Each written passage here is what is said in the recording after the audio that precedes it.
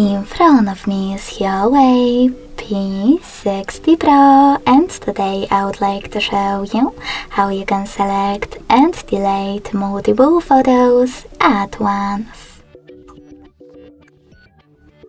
First of all, you need to open Gallery app.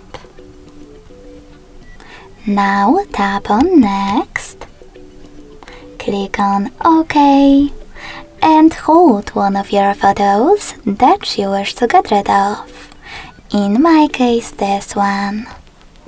Now to pick multiple ones right away, click on this square at the top right corner. So when I do that, as you can see, all of my pictures were successfully selected. If you want to delete them, click on Delete at the bottom next to Create and confirm your choice in the pop-up. Thanks so much for watching. If you enjoyed this video, smash that like button, comment and subscribe. Bye!